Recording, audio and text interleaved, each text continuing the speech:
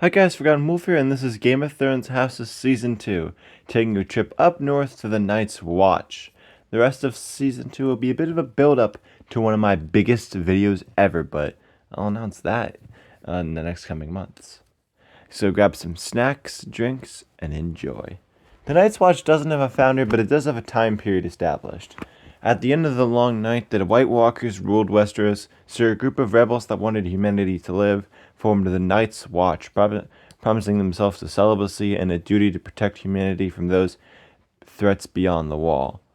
This led to the Battle of Dawn, where the Night's Watch was successfully able to defeat the White Walkers thanks to Dragonglass, which sent the White Walkers all the way back to the Lands of Winter. Lands of Always Winter. This was roughly 8,000 years before the start of Game of Thrones, by the way. Yeah, we're going to be here a while. Shortly after this, Brandon the Builder built the wall with the help of the Night's Watch and the Wildlings in order to keep the White Walkers out of Westeros.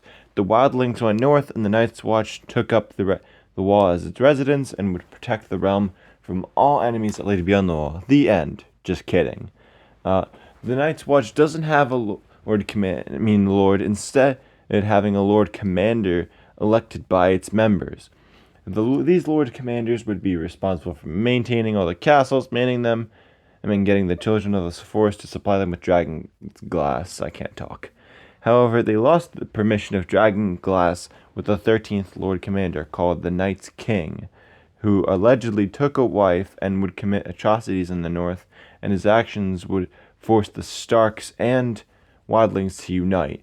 And his actions also be responsible for the Night's Watch focusing more so on the Wildlings rather than the White Walkers. Ultimately, Night's King was defeated by King Stark and the Wildlings, and he'd be executed. The Night's Watch would still exist after this, but they wouldn't have Dragonglass anymore. Before Aegon's conquest, at least 6 kings were sent to the Wall thanks to the unification of Dorne, and by the time of Aegon's conquest, the Night's Watch had 5,000 men. They somehow had more men than Jon Snow's army in the Battle of the Bastards. That's really sad. The Lord Commander at the time was a whore, not that kind, but brother of Harrenhal, who was burnt alive by Aegon Targaryen. Despite the death of his house, Lord Commander Hor, that sounds so wrong, took no part in the war, and this led Aegon to respect the Night's Watch and would free them from the Targaryens in all wars, being free from all oaths in Westeros. Now, it's not something else to mention. The Kingsguard oaths were based on the Night's Watch vows. In 43 AC, King Maegor the Cruel crushed the uprising that faced Militant, and Maegor had 3/4 of the rebels exiled to the Wall in the Night's Watch. After Maegor came Jaehaerys, and he understood the value of the Night's Watch very well. During his reign, he preferred to send men to the Wall over execution. In fact, when cleaning up from Maegor's mess, most of Maegor's supporters were sent to the Night's Watch, and later on in 58 AC, Jaehaerys and his queen Alysanne took their dragons to visit the Wall. However, when they tried to cross the Wall, the dragons refused, very likely because of the danger they sensed beyond the Wall. This reaffirmed the Night's Watch's importance despite a time of peace, and eventually we get to the Dance of the Dragons, where Lord Cragen Stark had a visit at the Night's Watch because he heard they needed help. And there, at the Night's Watch, he had a visit from Prince Jacaerys Velaryon, Rhaenyra's son and heir. There, Jaehaerys learned the truth of Lucerys' death. But eventually, the Dance of the Dragons ended with the Hour of the Wolf, where Cragen Stark sent 19 out of 22 men responsible for the death of King Aegon II Targaryen to the Wall.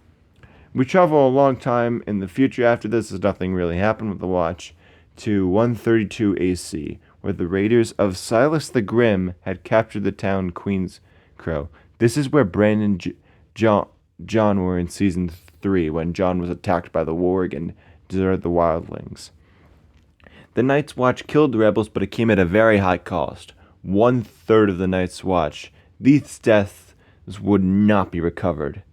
Not only was this because of the deaths for the decline of the Watch, but also House Targaryen losing power with the various Blackfyre rebellions, as although Blackfyre rebellions would be sent to the Wall by King Aerys, Maekar, and Egg, they would all escape to fight in the next Blackfyre rebellion, and by the time of the last Blackfyre rebellion, the Blackfyre army was killed instead of going to the Wall. The other reason for the decline of the Watch was a lack of major enemies. After the Night's Watch defeated Fork King beyond the walls, the wildlings would kill each other rather than unite, and the White Walkers hadn't been seen for thousands of years, meaning that the Night's Watch served no purpose other than getting a political rival out the way to many lords and kings.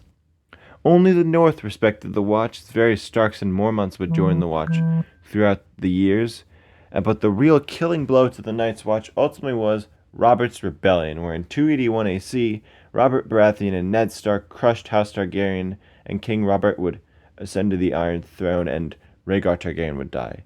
Rhaegar was a man of prophecy, so there's a very good chance Rhaegar Targaryen would send a lot of men to the wall if he became king, but he never did. Robert hated the Targaryens and would see them as dead, and he wanted them to be dead instead of going to the wall. But thanks to his hand, Jon Arryn, some supporters of the Targaryens, such as Alliser Thorne, would be sent to the wall, taking the Black of the Night's Watch, but a majority of them died, or were spared in the case of Barristan and the Tyrells. Under the Baratheon regime, Robert's small council didn't consider the Night's Watch very important, and to quote Grandmaster Pycelle, they were a whole world away. The Night's Watch would become full of rapers and criminals like those crimes.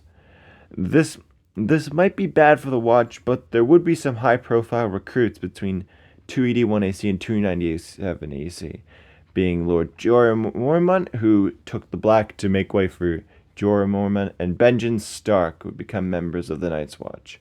In 288 AC, Lord Commander Corgoyle would die, and Jorah Mormont was elected Lord Commander of the Night's Watch.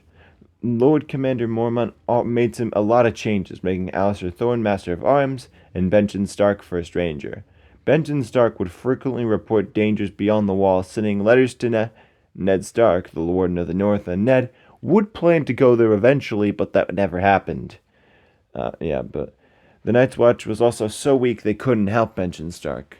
Benjen and the Watch did have one ally, Craster, a wildling with a camp who supported the Watch in exchange for goods and allowing them to continue their practice of giving wildling babies, specifically Craster's sons, to the White Walkers.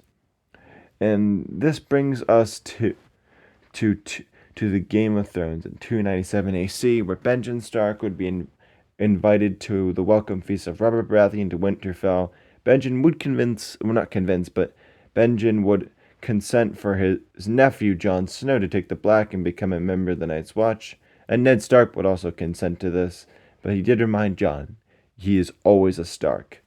This brings us to Season 1 in Game of Thrones in 297 AC, where Jon Snow, Grenn, Pyp, and Samwell Tarly all joined the Night's Watch. Alliser Thorne really hated Jon Snow for no reason other than Ned's role in Robert's Rebellion, and he hated Sam for literally no reason. But this all escalated when Benjen Stark went missing beyond the wall, and Ned Stark was arrested in King's Landing for treason. Thorne mocked Jon, and Jon then tried to kill Alliser Thorne, but he'd be held back and confined to his room with his wolf Ghost. However, Ghost heard something, and so Jon and Ghost snuck out after hearing the noise that Ghost was making, thinking there was danger, and this led them to the Lord Commander's office, where they discovered a White Walker. Jon Snow burned the White Walker, killing it. This resulted in Jon Snow being gifted Longclaw by Lord Commander Mormont, and Jon would join the expedition of the Night's Watch beyond the wall to find Benjen Stark and the dangers that were going on. In 299 AC to 300 AC, this expedition would go really bad, as the poor condition of the Watch would mean they quickly had to retreat back to Craster's Keep after getting a bit farther than his keep, but they sent Jon Snow and Qarren Halfhand to lead a raid on the wildlings, and this didn't go so well, as those men were all killed with the exception of Jon Snow, who would take a year to get free and back to the wall. The members of the Watch also got sick of the cold and traveling, and when beef with Craster arose, Karl Tenner and other mutineers would kill Craster and Jorah Mormont, taking Craster's Keep. Meanwhile, Ed, Samwell Tarly, and Grenn all escaped to warn the Watch of the mutineers, and the mutineers would eventually capture Ghost and Bran, although Bran would escape.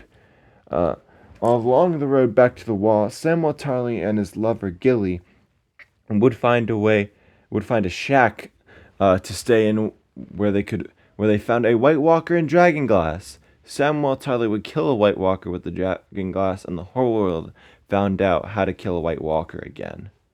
In 301 AC, Jon Snow, Ren, Pip, Samwell Tarly, Alliser Thorne, the whole Watch reunited at the Wall, and however, King Joffrey Baratheon would have his uncle and acting hand, Tyrion Lannister, send Janos Slynt to the Wall in 299 AC, and in 301 AC, Slynt would arrive at the Wall, having a leadership role there.